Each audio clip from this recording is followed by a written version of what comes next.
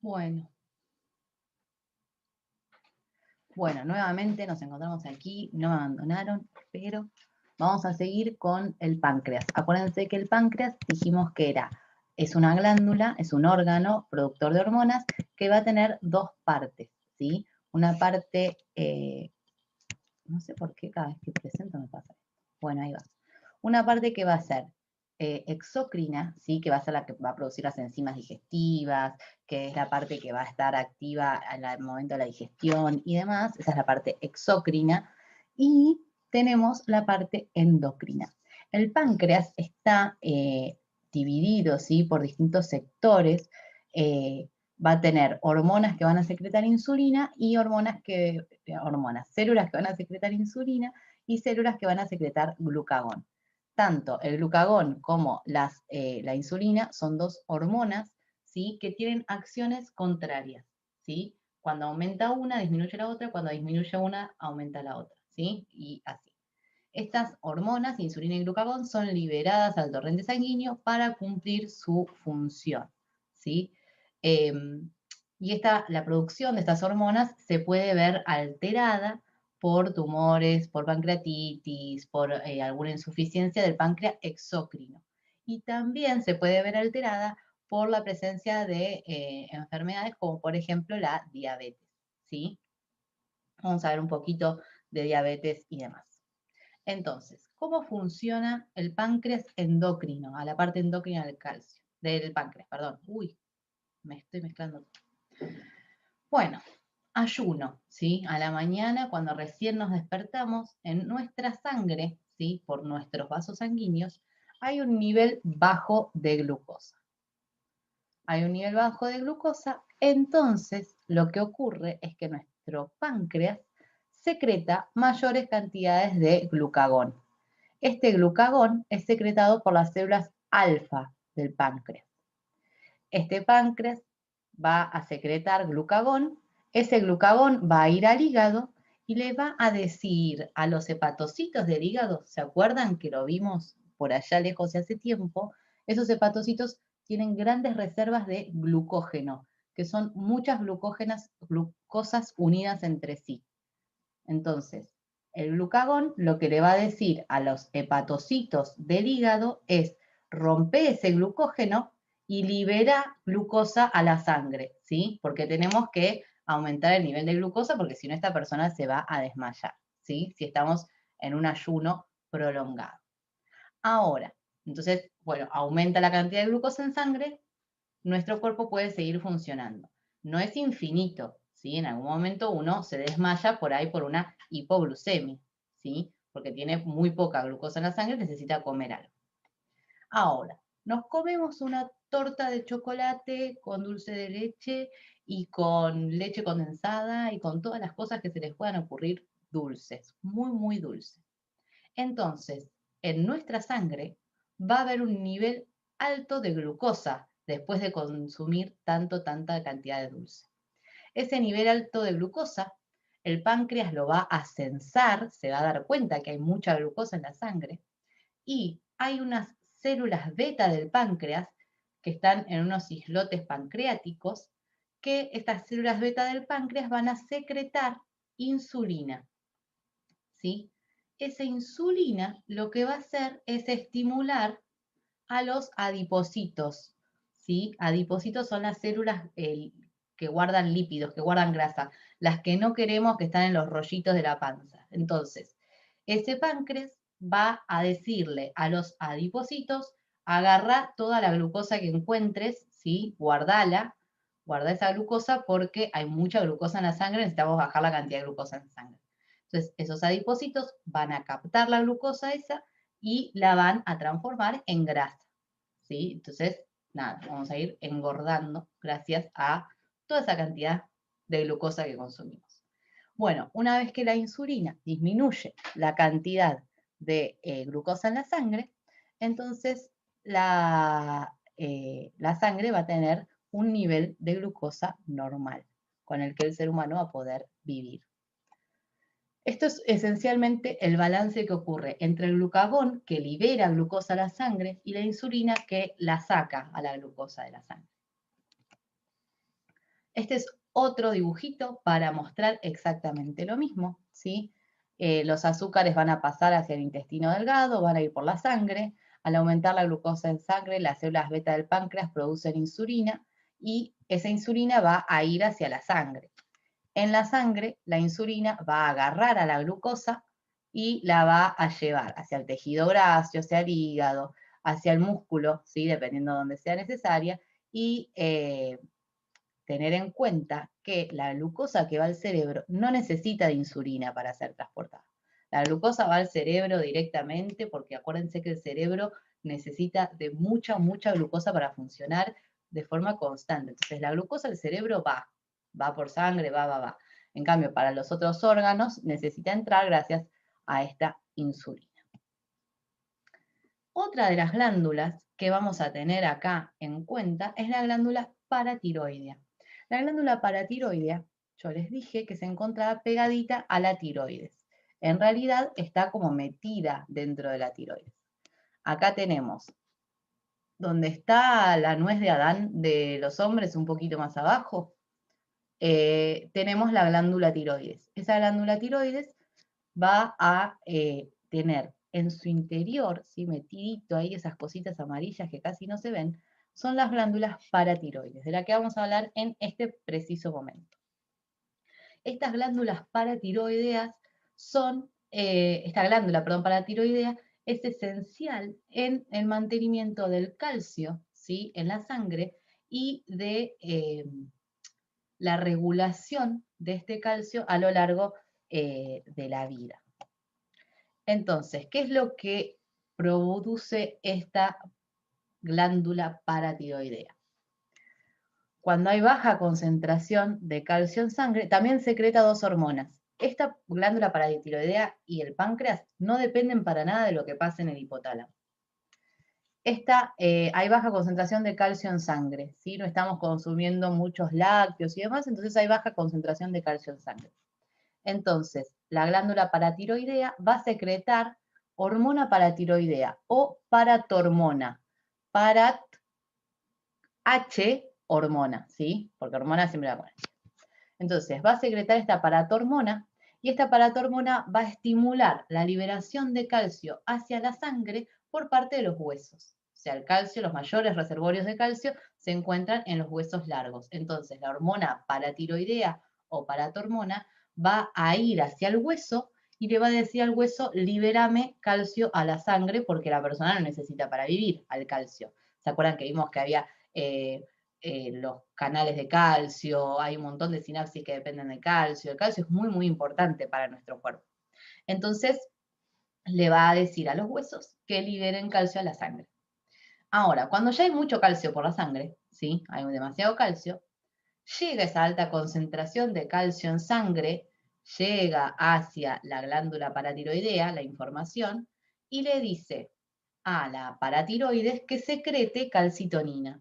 Esta calcitonina hace lo contrario, es hipocalcemiante. Está la paratormona, que es hipercalcemiante, o sea, aumenta la cantidad de calcio en la sangre, y está la calcitonina, que es hipocalcemiante, que lo que va a hacer es decirle al hueso, deja de sacar calcio de tu interior, guárdatelo, que te va a servir, y porque la persona ya tiene la cantidad de calcio necesaria en la sangre. Entonces, esa calcitonina y paratormona son las dos hormonas que hacen este equilibrio, ¿sí? Cuando hay mucho calcio, cuando hay bajo calcio, de la paratiroides. Insulina, glucagón del páncreas. Eso muy importante. Están en lugares totalmente distintos del cuerpo, ¿sí? El páncreas está por acá debajo y la paratiroides está cerca de la tiroides. ¿Qué es lo que pasa? Nuevamente, tenemos cuando esta glándula paratiroides funciona demasiado, ¿sí? Hay mucha cantidad de paratormona produciéndose, puede ocurrir una hipercalcemia, o sea, mucho calcio en la sangre, y puede haber problemas con la resorción ósea y con el funcionamiento de los riñones, ¿sí? También puede haber alguna insuficiencia renal, que nos provoque este hiperparatiroidismo. Ahora, cuando la paratiroides funciona poco, funciona bajo, ¿sí? Puede ser porque, por ejemplo, las personas que las operan de la tiroides, que le sacan la tiroides, también le sacan la paratiroides, ¿sí? Puede haber distintas cosas que lo causen y eso provoca una hipocalcemia, ¿sí? En el cuerpo, inestabilidad emocional, ansiedad, psicosis, un montón de problemas por la falta de calcio, ¿sí? En el cuerpo. Y obviamente también incluso anomalías dentales. Ahora, hay un pseudo hipoparatiroidismo. Hipoparatiroidismo, ¿qué es? Que no funciona la paratiroides. Hiperparatiroidismo es que funciona demasiado. Ahora, hay una cosa que es pseudo hipoparatiroidismo, que es, en realidad no es que no funciona la paratiroides, sino que los órganos a donde tienen que ir a funcionar la hormona, la paratormona o la calcitonina, esos órganos no tienen el receptor. Entonces ocurre una resistencia de los órganos a las acciones de la paratormona, como que no responden.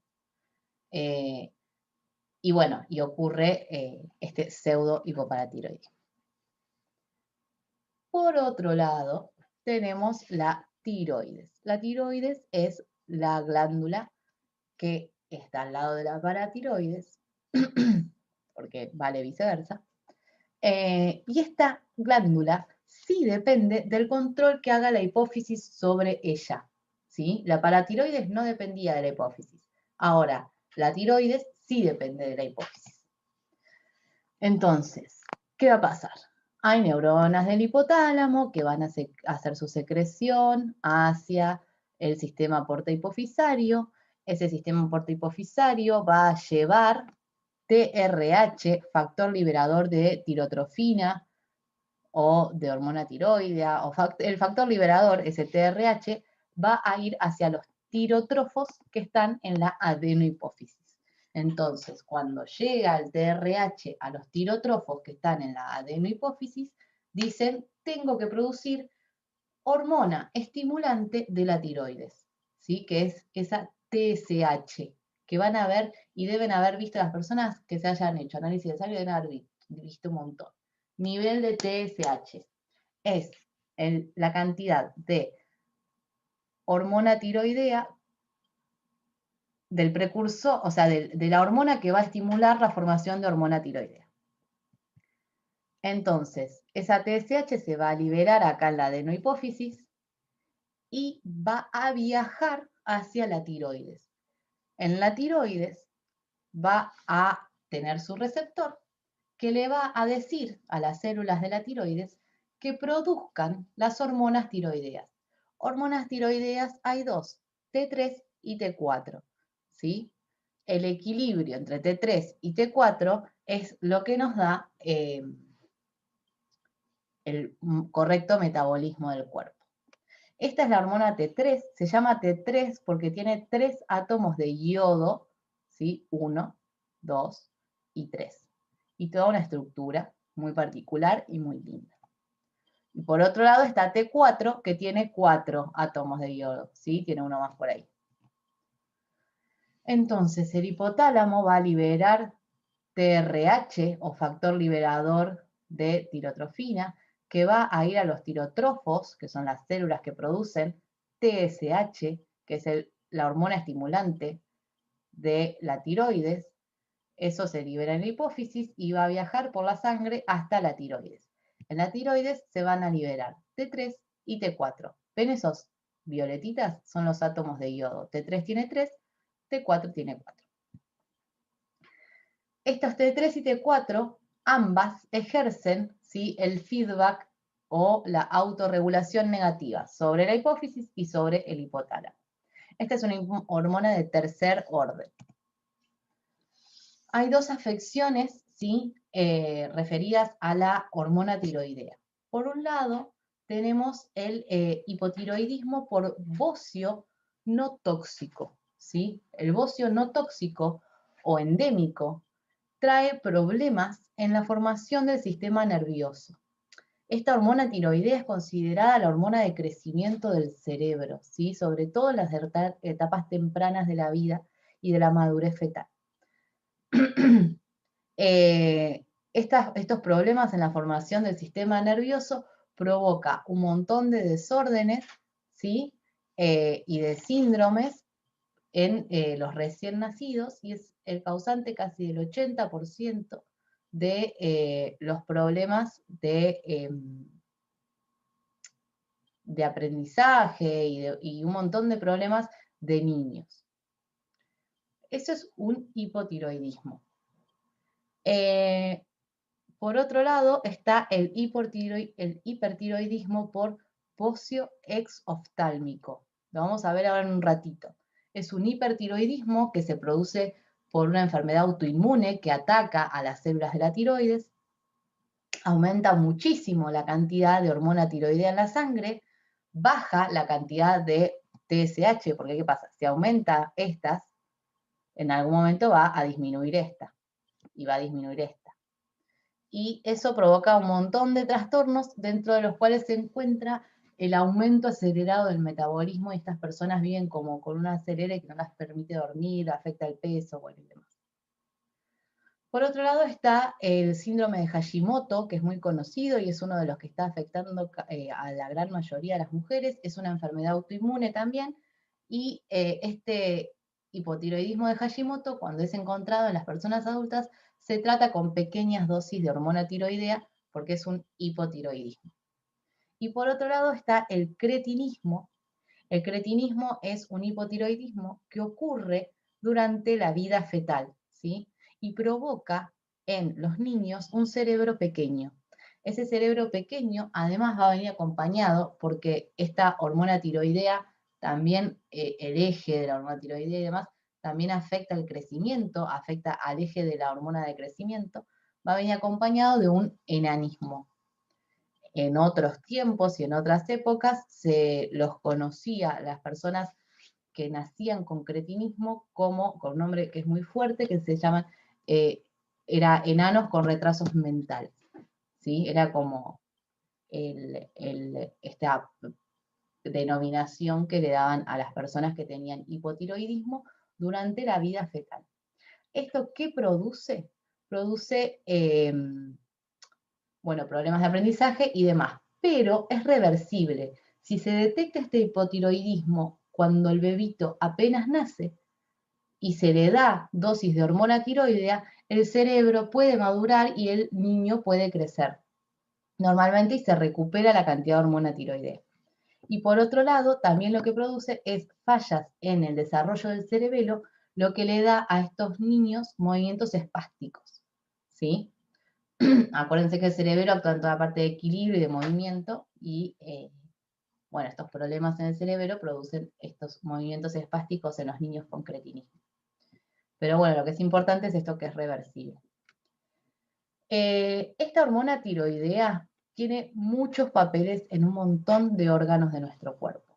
Por un lado, regula la mielinización de las neuronas, ¿sí? La formación de las neuronas, la formación de células de la glía, el desarrollo de todo el sistema nervioso depende de T3, ¿sí? De esta que tenemos acá.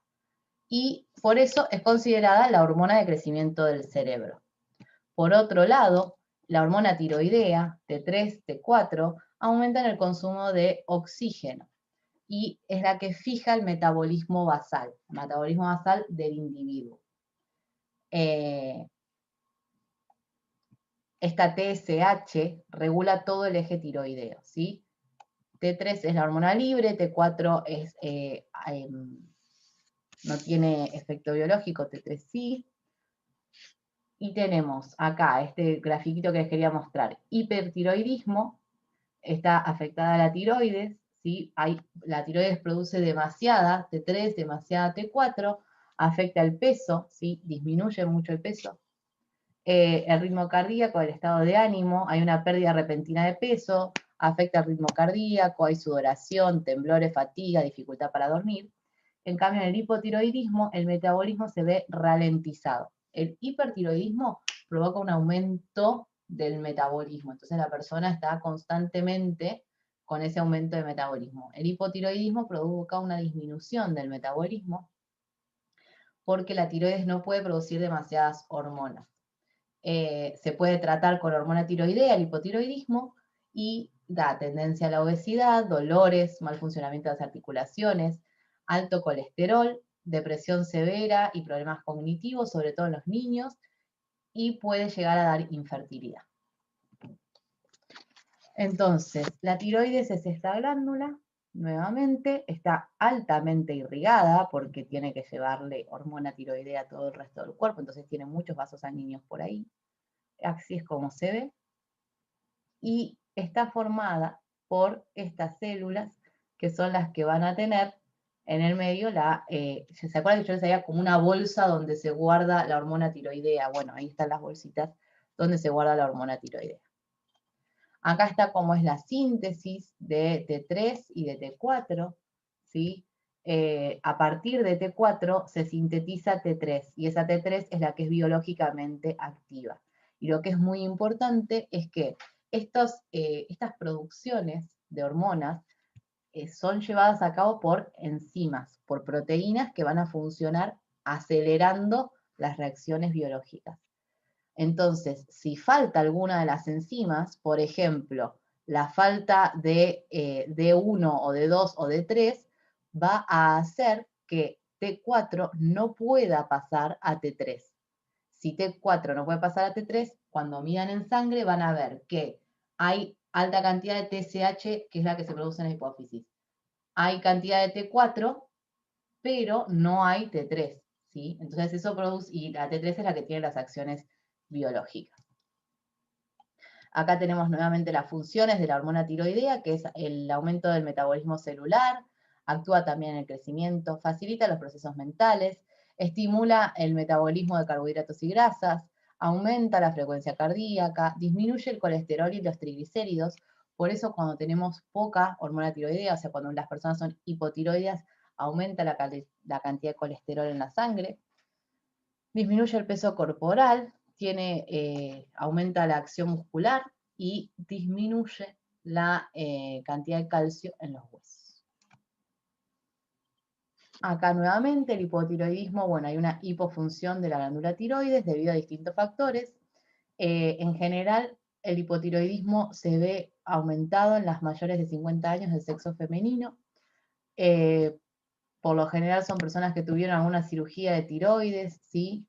O que esa tiroides está dejando de funcionar por distintos momentos. Entonces, hay hipotiroidismo primario, que es la causa más frecuente, ¿sí?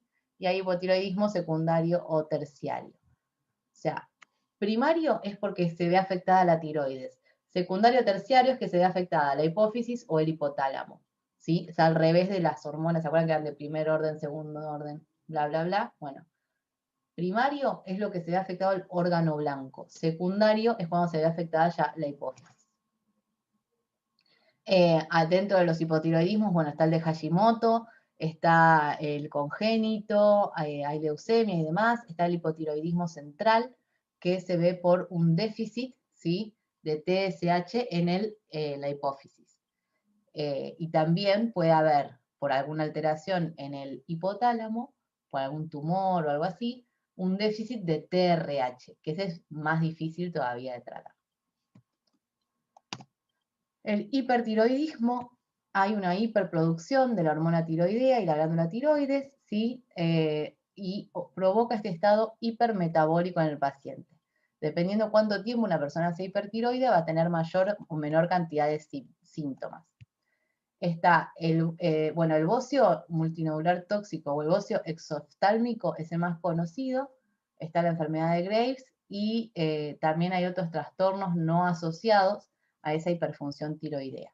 Y esto lo que provoca son estos síntomas, ¿sí? Un agrandamiento en la tiroides provoca ese bocio, ¿sí? Personas que tienen el cuello aumentado en tamaño probablemente tengan este agrandamiento de la tiroides, ¿sí? Se ve de esta manera y provoca esa exoftalmia, ¿sí? Estos ojos tan saltones que pueden llegar incluso a salirse de las órbitas oculares, porque aumenta muchísimo la presión sanguínea, sobre todo en los vasos del ojo.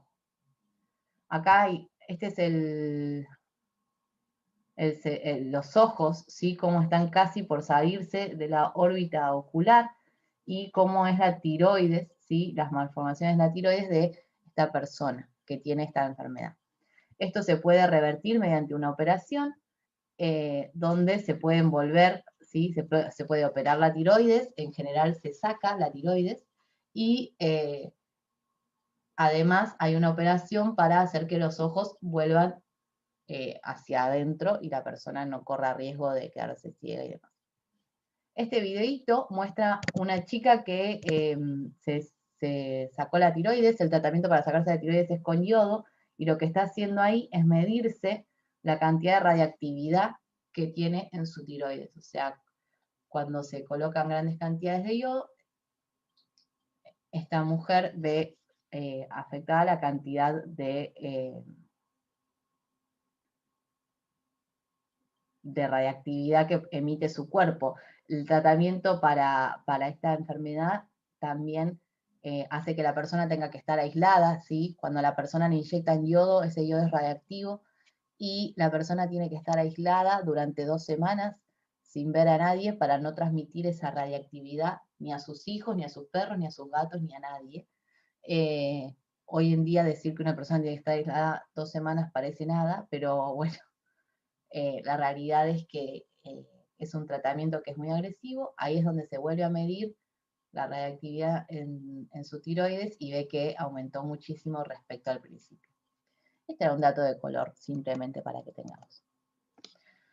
Bueno, ¿qué ocurre en la desnutrición? ¿Sí? Me olvidé mencionarles antes, pero también cuando vimos toda la parte del páncreas y la glucosa y demás, hay que tener en cuenta que esta insulina lo que va a hacer es aumentar el factor de crecimiento insulina 1, que es el que efectivamente va a hacer que la insulina entre a distintos lugares. Entonces, en desnutrición, una persona, un niño, sobre todo vamos a hablar de niños, o una persona que está teniendo desnutrición, lo que ocurre primero es una disminución en la cantidad de glucosa en la sangre.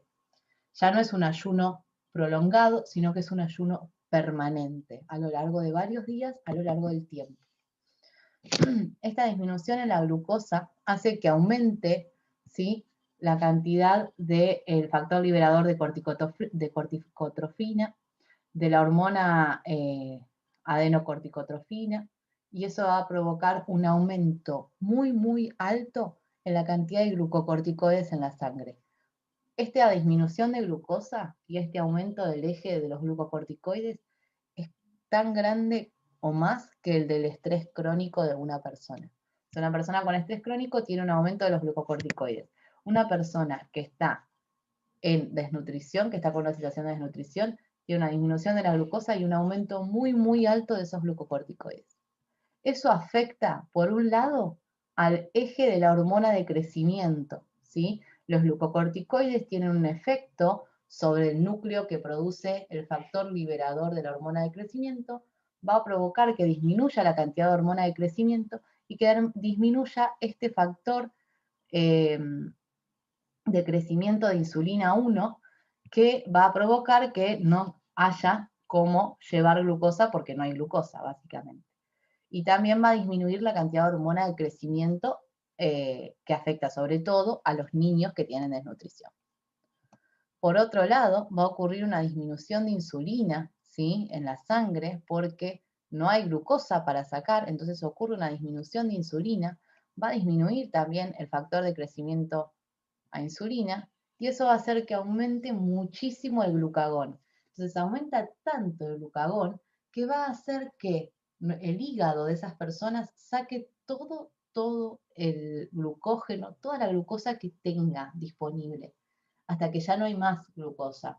Entonces esa persona empieza a consumir sus proteínas, esa persona empieza a consumir sus lípidos y empieza a entrar en este estado de constante desnutrición.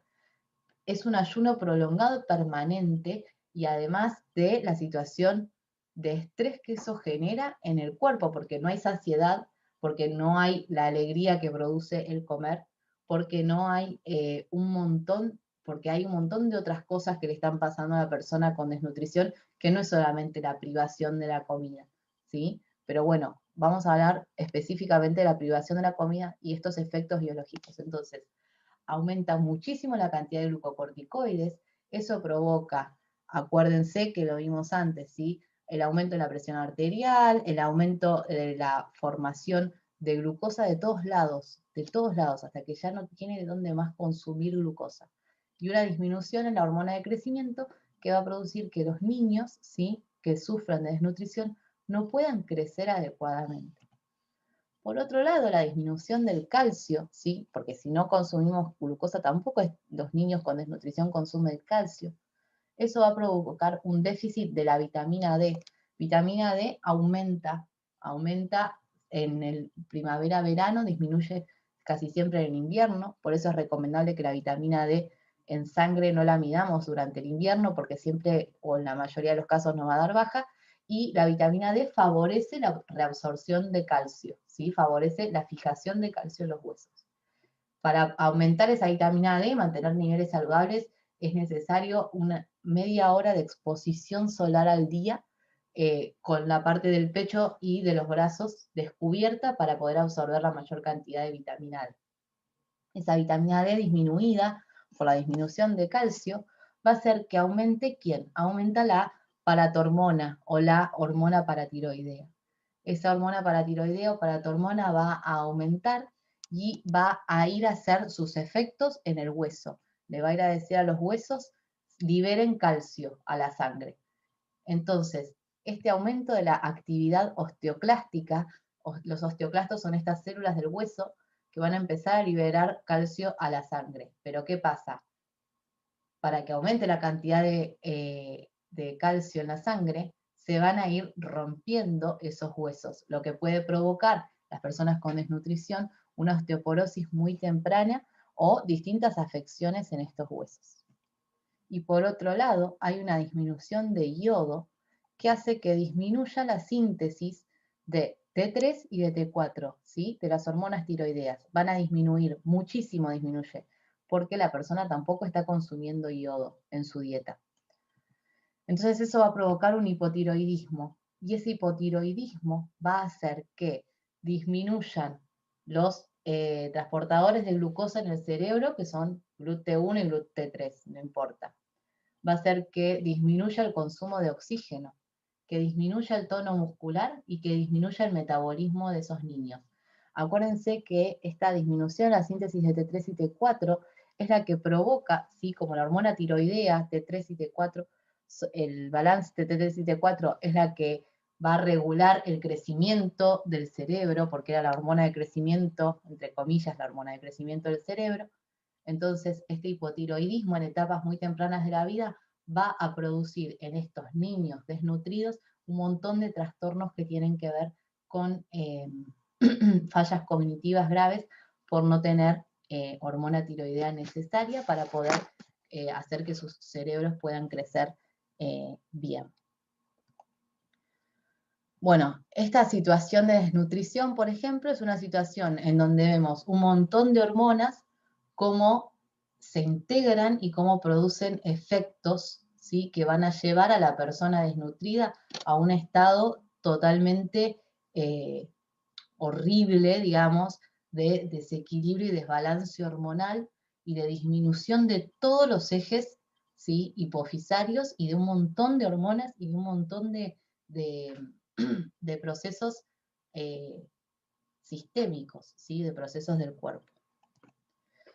Bueno, por otro lado, vamos a avanzar un poquito, recuperarnos un poco de la desnutrición, es muy feo.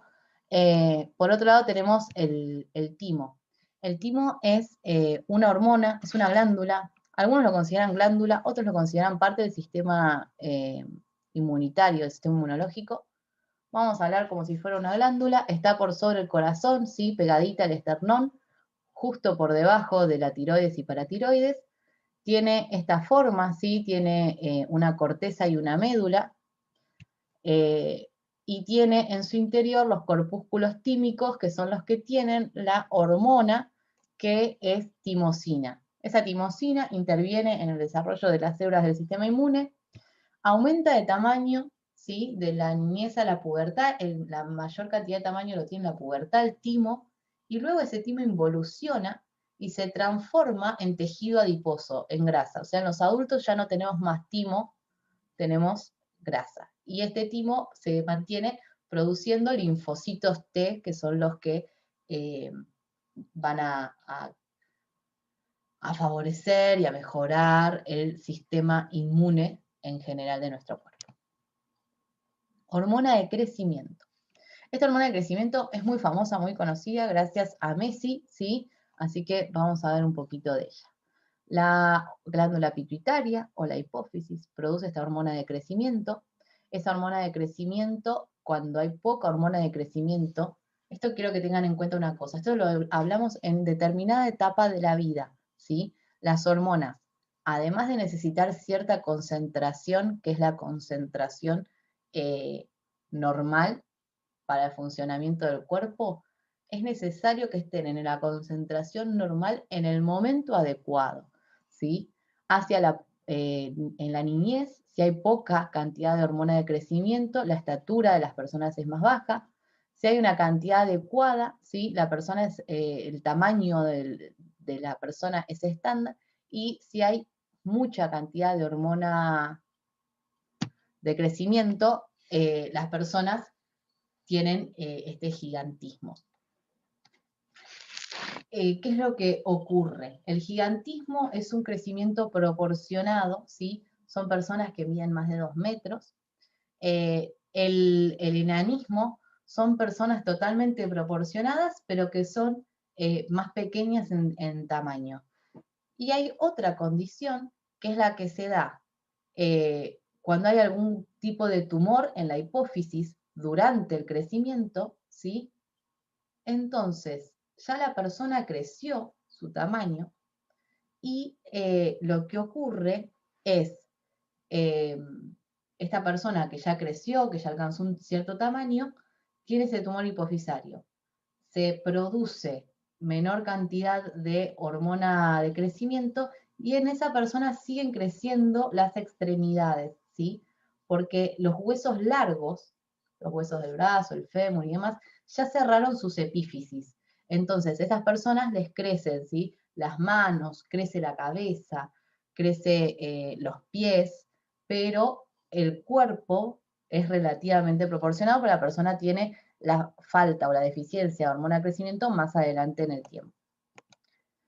Esta hormona de crecimiento es de secreción pulsátil, ¿sí? Hay pulsos de hormona de crecimiento y el máximo de estos pulsos los tenemos cuando estamos acostados y cuando es de noche. Durante mucho tiempo, y todavía se cree, que las personas con fiebre, por ejemplo, crecen, tienen mayor cantidad de hormona de crecimiento, porque cuando nos encontramos en la posición horizontal, en realidad no es que estamos creciendo, sino que se separan los discos de nuestras vértebras y demás. Entonces, cuando esa persona se levanta después de haber estado varios días acostada, creció algunos centímetros. Bueno, esta hormona de crecimiento se produce, ¿sí?, en los somatotrofos de la hipófisis. Viene GHRH, es el factor liberador de la hormona de crecimiento, que se produce en el hipotálamo, va a viajar por el sistema portohipofisario hacia la hipófisis, hacia los somatotrofos de la hipófisis, que van a secretar hormona de crecimiento. Y en este caso, esta hormona de crecimiento directamente va a los órganos a donde va a cumplir su función. Uno de esos órganos es el hígado, otro de esos órganos es el hueso, otro es los adipocitos, otro son los músculos, ¿sí?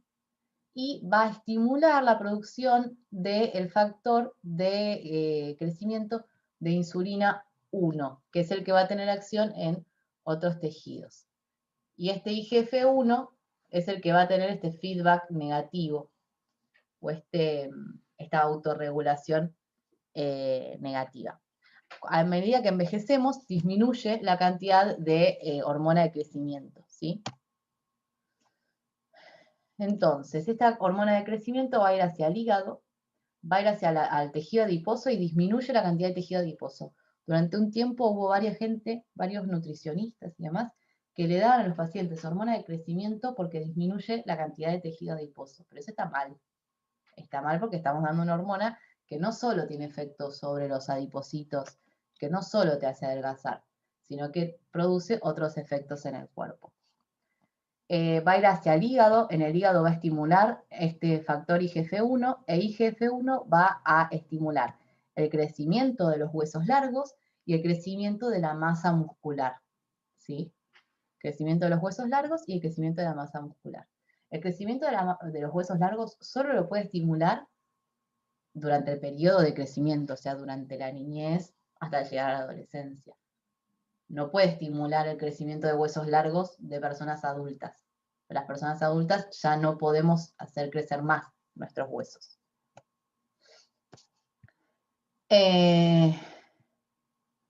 Bueno, la somatostatina es otra hormona que va a actuar también en conjunto, ¿sí? Una inhibe, siempre que vean en estos esquemas, la flechita común es que estimula, ¿sí? Que es positivo.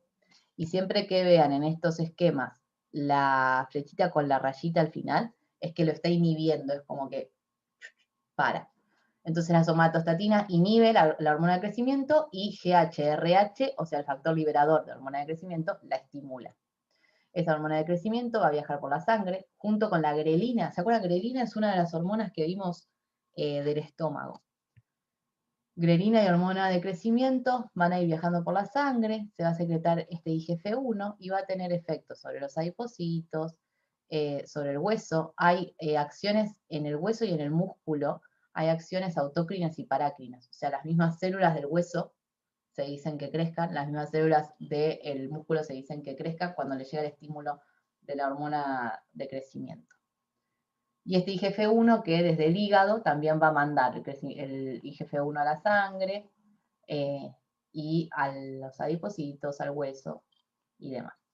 Tiene efectos a nivel del sistema nervioso, a nivel del sistema cardiovascular, a nivel del sistema digestivo, del sistema inmune, del sistema de músculo esquelético, osteoartromuscular. ¿Qué es lo que ocurre cuando hay una deficiencia de la hormona de crecimiento en los niños? No se produce la cantidad de hormona de crecimiento durante el desarrollo, entonces hay un deterioro del desarrollo del crecimiento en tamaño del niño, ¿sí? Solo en tamaño. Se pueden descubrir a través de exámenes físicos, de curvas de crecimiento, radiografías de la mano, ¿sí? Donde se ven estas epífisis, que yo les digo de los huesos, si están cerradas o no. Las epífisis son la puntita del hueso, ¿sí? Esta partecita del hueso. A través de resonancias magnéticas de la cabeza para detectar si hay algo en la hipófisis o en el hipotálamo que esté afectado y que por eso no se produzca hormona de crecimiento. Y se trata con inyección de la hormona de crecimiento. Esta hormona de crecimiento, esta hormona de crecimiento es una hormona proteica, pero además de ser una hormona proteica, esta hormona de crecimiento no requiere de ninguna modificación que haga la célula del cuerpo. Entonces, esta hormona de crecimiento se puede producir en bacterias, se puede producir en la leche de vaca, ¿sí? Hay distintos tratamientos que se empezaron a crear para la falta de hormona de crecimiento. Hay unas vacas que producen, mediante ingeniería genética, se modificaron genéticamente para producir hormona de crecimiento en la leche y que los niños que tengan deficiencia en la hormona de crecimiento directamente lo adquieran de la leche y no se tengan que inyectar. Pero bueno, la mayor cantidad de personas se inyectan esta hormona de crecimiento. Hay algunos efectos secundarios, ¿sí? De esta hormona de crecimiento, dolor de cabeza, dolores articulares, desplazamiento de los huesos de la cadera, y el niño va a ir creciendo cuando se le otorga esta hormona de crecimiento. El caso más conocido es el de Messi, ¿sí? Messi nació con un trastorno, con un déficit de hormona de crecimiento, y se fue tratando a lo largo de los años con inyecciones de esta hormona. Lo que lo hizo crecer a una estatura normal, ¿sí? Y no le impidió ser el mejor jugador del mundo durante un montón de años, y tampoco eso le impidió nada en su desarrollo físico y demás. Hay otras personas que, contrario a Messi, que le faltaba hormona de crecimiento, tienen mucha hormona de crecimiento durante su crecimiento. Entonces, acá está este señor que se llama Martin Van Buren Bates, que es un gigante, ¿sí? Fíjense, esta es una persona de estatura promedio, y este es Martin, que mide muchísimo más, es muy, muy alto, y es totalmente proporcionado, ¿sí? Fíjense que sus brazos, o sus manos, perdón, su cabeza, están totalmente proporcionados. O sea que este es un caso de gigantismo por aumentar la hormona de crecimiento. También le pasa a mujeres, acá está Ana con sus papás, ¿sí? Sus papás de estatura normal y Ana muchísimo más alta. Se casó, Ana con Martín se casaron, ¿sí? Tuvieron hijos que no se sabe muy bien qué son, cómo salieron, si fueron gigantes o no. Este es el caso de Lavinia Warren. También Lavinia es una persona con enanismo. Fíjense que es una persona que está totalmente proporcionada, o sea, es una persona que es pequeña, pero está totalmente proporcionada. Sus extremidades, la cabeza y demás respecto a su cuerpo. Solo es más pequeña.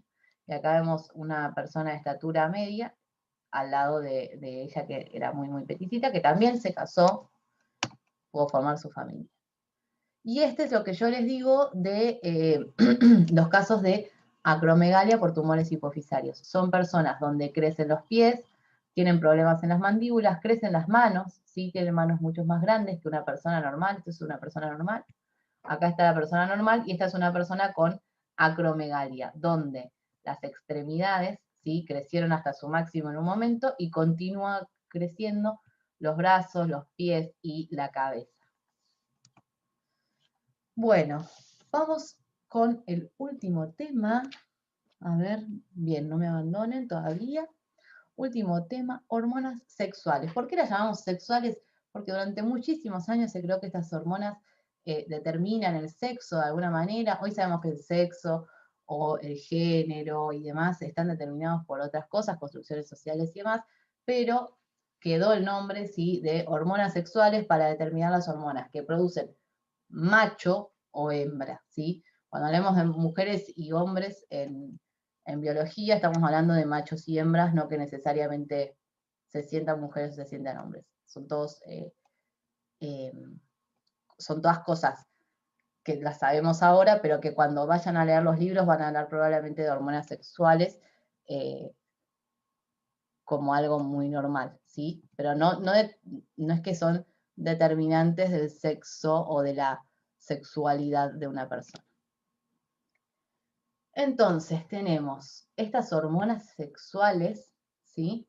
Derivan del colesterol también, ¿sí? En el ovario y en el testículo. En los ovarios se forma estradiol y progesterona y en los testículos se formará testosterona. Fíjense, esta es la estructura del colesterol, fíjense que son ahí esos anillitos divinos, que son los mismos anillitos divinos que tienen la testosterona y los estrógenos. ¿Qué es lo que ocurre? Hay un momento en donde las gónadas están indiferenciadas y van a tener que decidirse si son ovarios o testículos.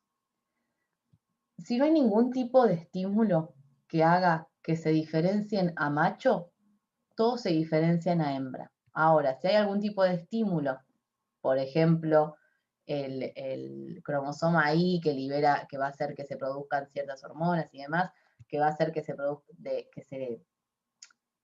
formen machos, ¿sí?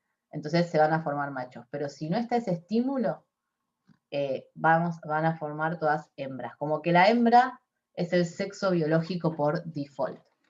El colesterol, a partir del cual vienen estas hormonas sexuales, se sintetiza en el hígado, ¿sí? Y viaja con lipoproteína. Este colesterol, por ejemplo, tiene 27 átomos de carbono, los estrógenos o el estradiol tiene 18, los andrógenos como la testosterona 19, los glucocorticoides, ¿sí? Que a lo que hablamos antes, tienen 21 átomos de carbono. O sea, todos derivan del colesterol y tienen menor cantidad de átomos de carbono que el colesterol.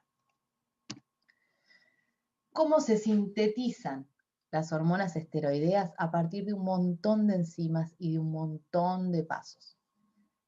Yo obviamente me los tuve que aprender todos cuando estudié en la facultad, ustedes obviamente que no. Pero lo que es importante que sepan es que a partir del colesterol hay el primer paso produce progesterona, ¿sí? El segundo paso produce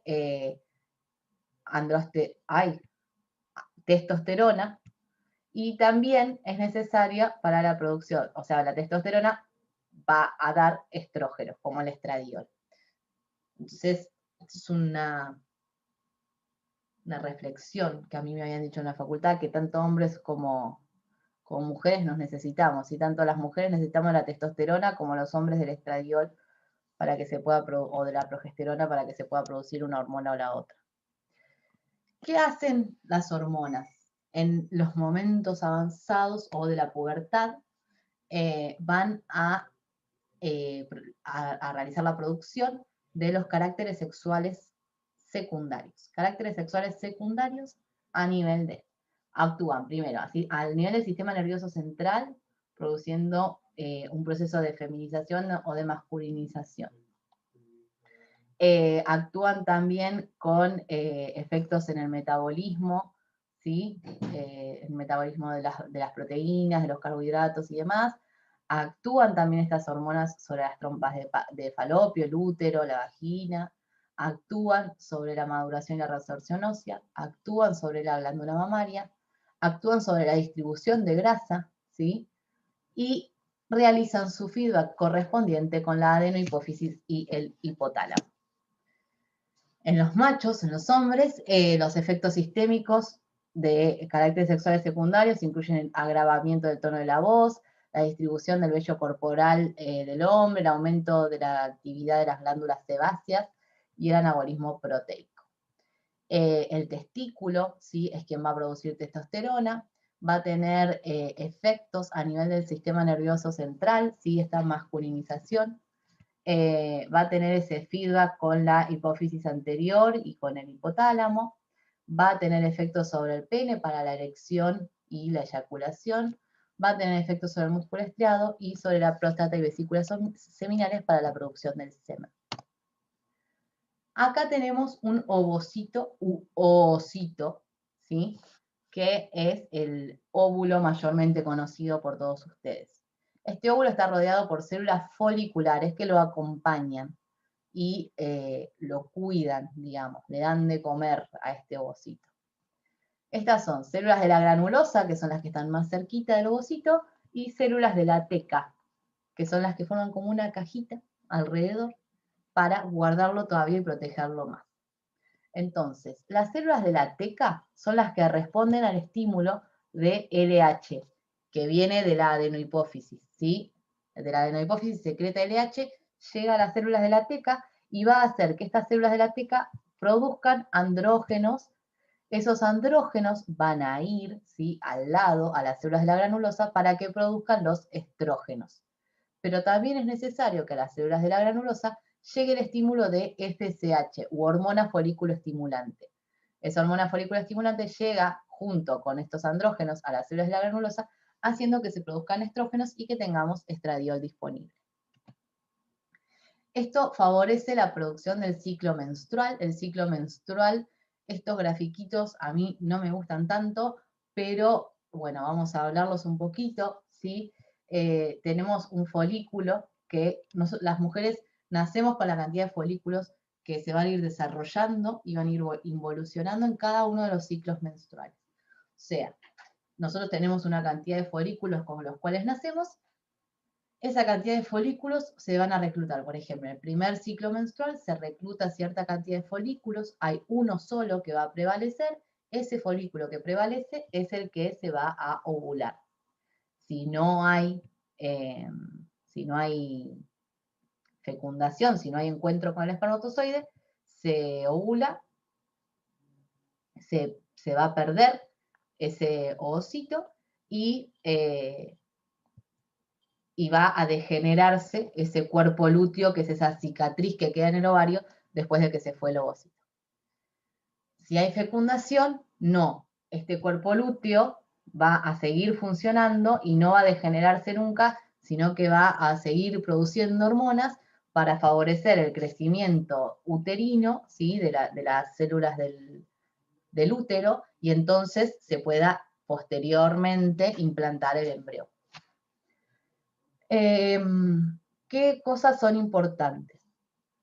En la hipófisis tenemos la liberación del factor liberador de gonadotrofinas, que se llama GNRH, ¿sí? GNRH.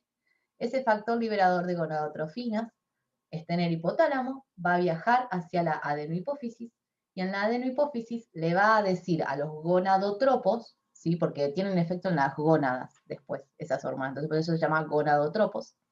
Le va a decir a los gonadotropos, producir LH y FSH. Los gonadotropos son muy obedientes, van a producir LH, que es hormona luteinizante, y FSH, que es hormona folículo estimulante. Esas hormonas van a producirse en mayor concentración, ¿sí? En determinado momento del ciclo menstrual. Ahora lo vamos a ver. Esas LH y FSH viajan por la sangre hasta llegar al ovario. En el ovario, LH va a actuar sobre las células de la teca, FSH va a actuar sobre las células de la granulosa y en conjunto van a hacer que se produzcan estradiol y progesterona. Este estradiol y progesterona son las hormonas, ¿sí? Las hormonas, entre comillas, femeninas. Entonces, estas hormonas de la hipófisis, fíjense que en la hipófisis está todo bajito, bajito, y la hipófisis, el hipotálamo nuestro, que va a secretar GnRH, el hipotálamo nuestro, digo, de las mujeres, va a secretar GnRH de forma cíclica. O sea, el del hombre lo hace de forma tónica, ¿sí? Tónica es cada tanto tiene su pico de GnRH. Las mujeres de forma cíclica, o sea, con cada ciclo menstrual.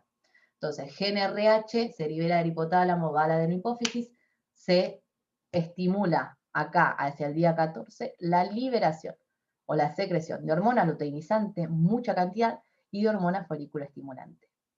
Estas dos van a viajar, tucu, hacia el ovario, y en el ovario van a estimular la formación, ¿sí? De progesterona y de estradiol. Ahora, este estradiol, tiquitiqui, está muy alto, a lo largo de todo el ciclo, va a ir bajando la concentración de estradiol, aumenta justo antes de que se dé este pico. ¿Por qué? Aumenta el estradiol y les va a decir, ¿sí? Está este aumento que le va a decir a las células todavía no produzcas hormona luteinizante ni FSH. Y cuando disminuye la cantidad de estradiol en sangre, disminuye abruptamente, se producen LH y FSH, como que se inhibe la inhibición. Entonces ahí ocurre todo este ciclo menstrual donde, nada, espero que ya lo conozcan. Además de este ciclo menstrual, estos gráficos, ven, a mí me gustan, pero sé que los confunden, porque acá están todas juntas las hormonas. Entonces, ¿qué aumenta, qué disminuye? A este gráfico hace falta agregarle además que hay una hormona que inhibe la producción de FSH, que se llama inhibina, porque inhibe. Esa inhibina es producida también por, espérenme un segundo, es producida por el ovocito, por las células que rodean el ovocito. Cuando hay mucho FSH, se forma inhibina. La inhibina va a la hipófisis y le dice deja de producir FSH. ¿Sí? Atentis a eso. Bueno, entonces, acá tenemos GnRH, piripipi, se producen LH y FSH. LH y FSH van a viajar al ovario. En el ovario van a estimular al útero, pero además, a través de estradiol, progesterona y la inhibina, van a inhibir, ¿sí? Hacen la autorregulación negativa sobre el hipotálamo y sobre la hipófisis. Y desde el ovario, mayormente estradiol, pero algo de progesterona, ejercen sobre la hipófisis, sobre la neurohipófisis, un feedback positivo. ¿Qué es ese feedback positivo de estradiol? Es el que le va a decir, le va a contar a la hipófisis, ¿sí? Que hay mucho estradiol y que es posible esa subida muy alta de estradiol, sostenida en el tiempo, le va a ir a decir a la hipófisis que se viene un embarazo. Entonces, ¿se acuerda? La neurohipófisis liberaba oxitocina y prolactina, que son las dos hormonas, no, perdón, oxitocina y vasopresina, pero la oxitocina, acuérdense que es la que tenía efecto sobre el útero y sobre las mamas para la eyección de leche y para las contracciones de parto. Entonces, este estradiol, cuando se mantiene muy, muy alto durante mucho tiempo, ¿sí? Y justo antes del parto, le va a decir a la neurohipófisis, che, empieza a funcionar, que se viene el parto. Y entonces ahí ocurre toda la cascada de oxitocina con todos los movimientos de contracción de parto y demás. Durante el embarazo, sí, hay un montón de cosas que pasan. Fíjense, por un lado, los estrógenos hacen este feedback positivo y crecen mucho justo hacia el final del parto, ¿sí? Hay además, hay un primer periodo, ¿sí? Que es este primer periodo de acá, que es hasta el segundo o tercer mes de embarazo, donde el que ejerce la acción hormonal, o sea, el que libera hormonas, es el cuerpo lúteo. Libera una hormona que se llama HCG, libera progesterona, y además es el que va a ir preparando al principio todo el útero para recibir al embrión. En un momento se desarrolla la placenta. La placenta es un órgano endocrino transitorio, ¿sí? Porque solo es cuando hay un embarazo que hay placenta, si no, no produce hormona.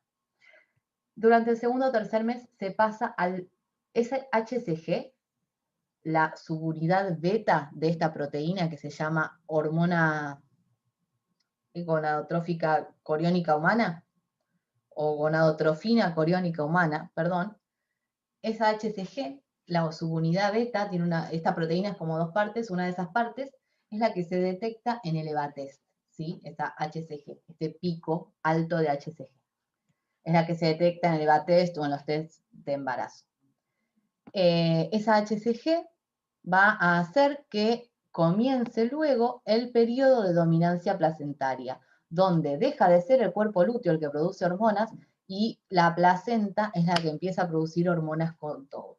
¿Qué hormonas produce la placenta? Un montón, y es re lindo ver la regulación de todas estas hormonas, pero bueno, no lo vamos a ver. Produce progesterona, estradiol por sobre todas las cosas, produce también HCG, produce prolactina, se produce hormona de crecimiento de la placentaria, se produce relaxina, se produce hormona lactoplacentaria y se produce además otra que se llama CRH.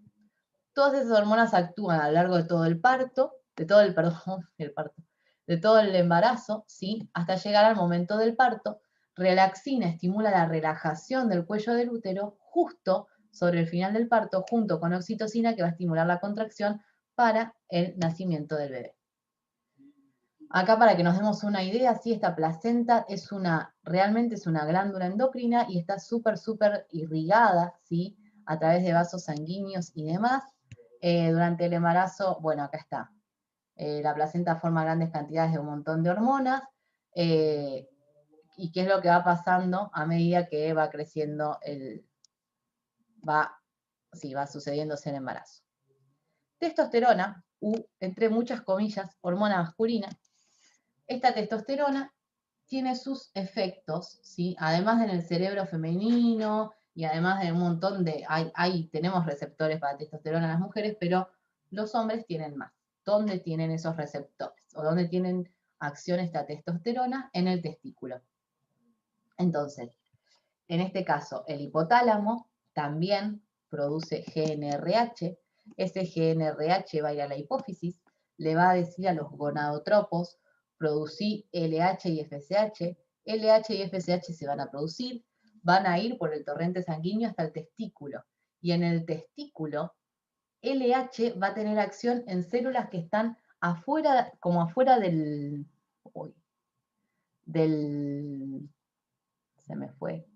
tubo seminífero. Esas células de Leydig son células que producen testosterona, ¿sí? Son células intersticiales, derivan de las células de la cresta neural y van a producir testosterona. Y por otro lado, FSH, u hormona folículo estimulante, fíjense, se llama hormona folículo estimulante y en los hombres no hay ningún folículo, va a ir a tener acción en las células de Sertoli. Las células de Sertoli están dentro del túbulo seminífero y son las que sostienen toda la línea germinal que va a dar un espermatozoide. Son las que forman la barrera hematotesticular, son células muy, muy importantes, muy grandes, y esas células tienen el receptor para FSH. ¿Y qué hormona producen esas células? Inhibina. ¿Para qué? Para que vaya hacia la hipófisis y diga, deja de producir FSH. Porque FSH mantiene o produce el mantenimiento de la línea germinal. La testosterona lo que va a hacer es que a partir de determinado tiempo, ¿sí? Acuérdense que GnRH luego de la pubertad pasa a secretarse de forma tónica. Entonces, todos los días, LH le va a ir a decir a las células de Leydig que produzca testosterona, y esta testosterona le va a ir a decir al espermatozoide producir espermatozoides. A los precursores de espermatozoides, producir espermatozoides. ¿Sí? Entonces, se van a producir espermatozoides y va a ocurrir el correcto funcionamiento hormonal de todo el eje reproductivo masculino. La pubertad específicamente se da por un aumento muy, muy, muy grande de LH que va a activar, esta LH va a activar la formación de testosterona por las células de Leydig, va a madurar las células de Leydig, esas células de Leydig van a producir testosterona, y esa testosterona va a dar un montón de efectos como el trofismo muscular, ¿sí? Va a favorecer la libido en el cerebro, después, bueno, FSH va a aumentar la cantidad del transportador de testosterona en la sangre, ¿sí? Para que viaje la testosterona a lo largo de todo el cuerpo y tenga sus efectos en todo el cuerpo, ¿sí? Tiene efectos en un montón de órganos. Acá les puse entonces un poco el testículo, ¿sí? Las hormonas principales son los andrógenos, sobre todo testosterona. Estradiol también se forma en el testículo e inhibina. Inhibina, acuérdense, hace el feedback negativo de FSH. En el ovario se producen progesterona, androstenediona, estrógenos e inhibina, ¿sí? La placenta se producen progesterona, estrógenos, la gonadotrofina coriónica humana, la hormona lactógeno placentario, la inhibina, ¿sí? Y el útero también es uno de los órganos endocrinos, ¿sí? Durante el embarazo únicamente, secretando prolactina y relaxina, ¿sí? La placenta y el útero son órganos endocrinos que actúan solamente en el embarazo.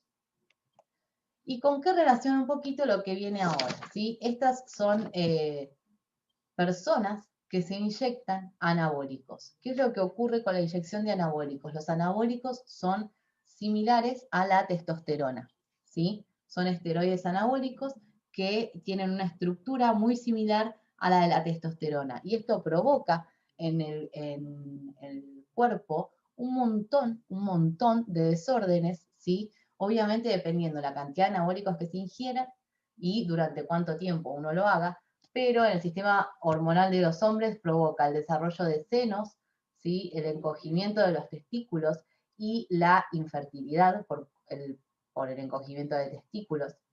En las mujeres da calvicie de patrón masculino. ¿Qué quiere decir esto? Una calvicie grande como se le cae el pelo a los hombres, sino una calvicie localizada. El crecimiento excesivo de vello corporal. A nivel del sistema musculoesquelético, da poca estatura cuando se utiliza en la adolescencia, sobre todo es muy peligroso la utilización de anabólicos esteroideos en la adolescencia, y rotura de tendones. Al sistema cardiovascular da un aumento del colesterol malo y una disminución del colesterol bueno, ¿sí? El LDL es el malo y el HDL es el bueno. Da presión arterial elevada, ataques al corazón, agrandamientos del ventrículo izquierdo del corazón. En el hígado pueden dar cáncer, formación de coágulos y tumores. En la piel da acné severo, quistes, la piel amarilla, retención de líquidos. Favorece la entrada de infecciones como la HIV-Sida y la hepatitis, y también da efectos psiquiátricos como furia, agresión, manías y delirios, ¿sí? Por eso es muy importante no hacer, en lo posible no hacer uso, pero definitivamente no hacer abuso de los esteroides anabólicos por la cantidad de efectos que pueden tener malos para nuestro cuerpo. Por último, les dejo aquí, si quieren, este grafiquito donde pueden decir los nombres, ¿sí? de cada una de las glándulas y cuál es su función, qué hormonas se producen en ellas. Solo creo que no me faltó hablar de nada. Hemos hablado de todo, ¿sí? Han visto y dejado de ver un montón de hormonas. Van a tener este PowerPoint disponible, obviamente, y bueno, cualquier duda o consulta, ya la hacemos la clase que viene, el próximo jueves, y también cualquier cosa la pueden buscar en la bibliografía, les vamos a dejar la hoja de ruta correspondiente eh, para que puedan buscar si tienen dudas o consultas. Y bueno, esto ha sido todo por hoy. Sé que la clase fue larga, pero es muy lindo y apasionante todo el sistema endocrino. Yo soy fanática, fanática. Así que bueno, nada, espero que haya sido claro, espero que lo hayan entendido, que lo puedan entender. Vayan despacito y a poquito. Tienen la clase disponible durante toda una semana para poder verla la cantidad de veces que quieran. Y nos vemos el próximo jueves. Un beso grande, chicos. Chau, chau.